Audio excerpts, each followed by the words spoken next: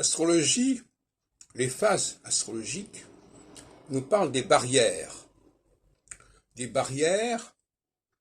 que l'on construit ou que l'on détruit. Et il y a toujours des barrières à construire et toujours des barrières à détruire.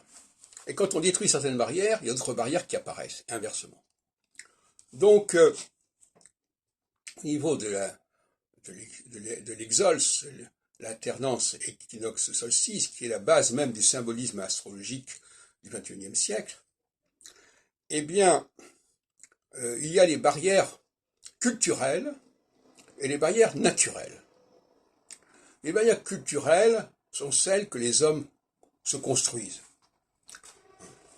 Par exemple, les frontières entre les États ne sont généralement pas naturelles, même si on parle à certains cas de frontières naturelles. Enfin, on sait très bien que souvent ce sont des frontières qui sont complètement artificielles, et qui d'ailleurs ne durent pas nécessairement, et qui sont facilement balayées par l'armée, etc.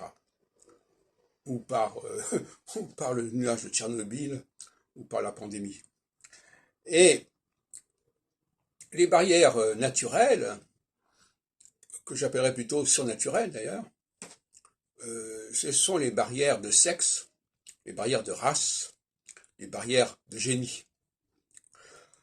Et là aussi, les barrières culturelles sont vouées à nier les barrières naturelles.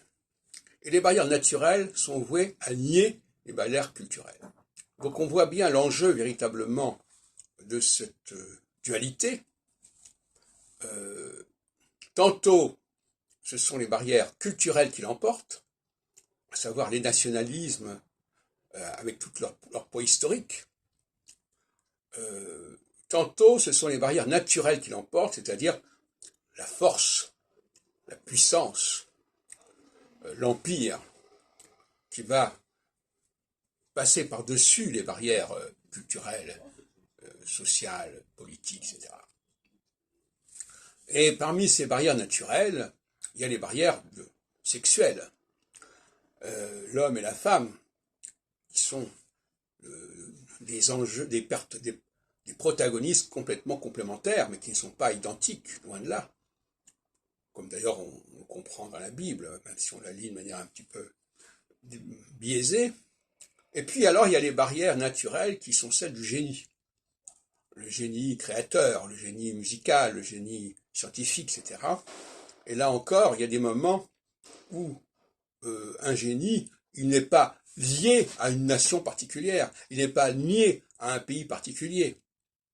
Ce que souvent on veut faire, on veut que les barrières culturelles intègrent le génie de tel et tel compositeur ou de tel et tel penseur, mais ce sont des faux procès, des faux processus. Donc on est dans le supranational. Avec les barrières naturelles, on est dans le supranational. Et dans les barrières culturelles, on est au contraire dans le national.